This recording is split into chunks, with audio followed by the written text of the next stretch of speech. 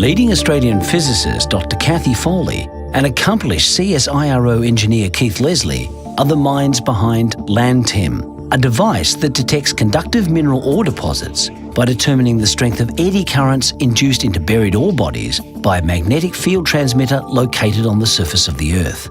LANDTEM is sustaining one of Australia's most important economic growth areas, while globally, the technology is helping to ensure future mineral resources that our quality of life depends on. Our ore bodies of the future are all buried under cover. We can't see them on the surface.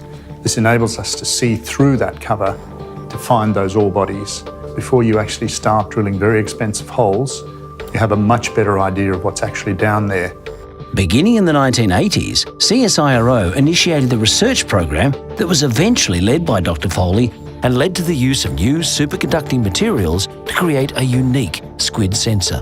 The superconductivity is the total absence of resistance in a material when you cool it below a certain critical temperature. A squid is a superconducting quantum interference device, and it allows us to be able to use macroscopic quantum effects to be able to detect small magnetic fields. Responsible for turning Dr. Foley's prototype into a marketable device, Keith Leslie led the engineering development and trialling of the LANDTEM project. Heading a small team, Keith transformed the existing system, where the fragile squids required skilled technicians to operate, into a robust, portable, easy-to-use product.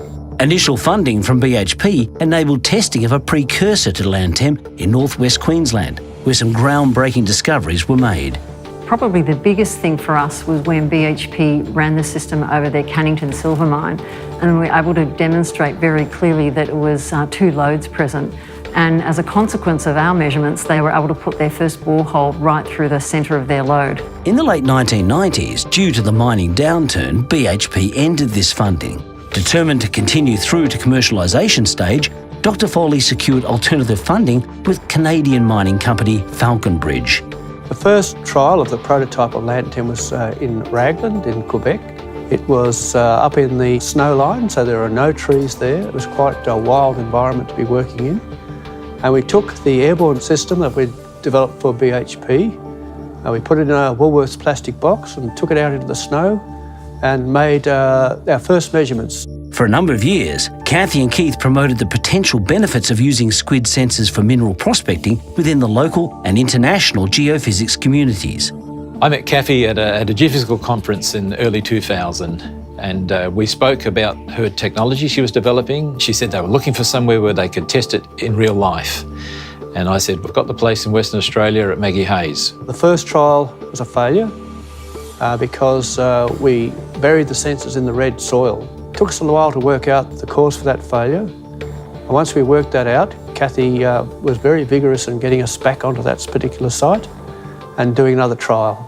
They returned in 2001 and we did the survey line directly across the nickel deposit at Maggie Hayes, and we got a very clear anomaly from a deep conductor. In 2002, they submitted an article to the Australian Geophysics Exploration Journal detailing the success of squid sensor system trials undertaken at Maggie Hayes and CSIRO's desire to commercialise the system. This initiated the licensing of LANDTEM to Australian startup company Outer Rim Exploration Services, pioneered by Brett Rankin. It doesn't become a real innovation until someone picks it up and uses it for the benefit of humankind. And that's really the connection between the commercialisation and the innovation that makes that happen.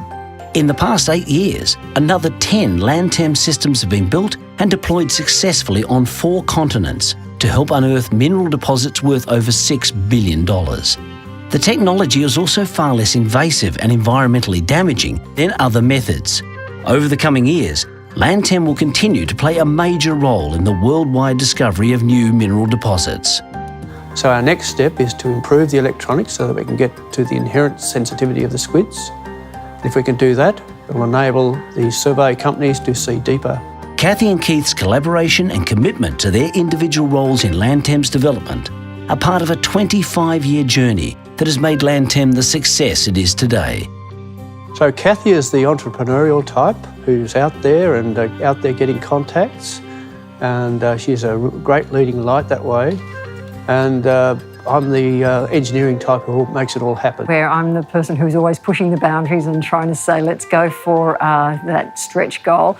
And Keith's the one who has to say, hang on a minute, we've got to make this really work. This year, we highlight Dr. Cathy Foley's and Keith Leslie's contribution to Australia's scientific and economic prosperity with the ATSE Clunies Ross Award.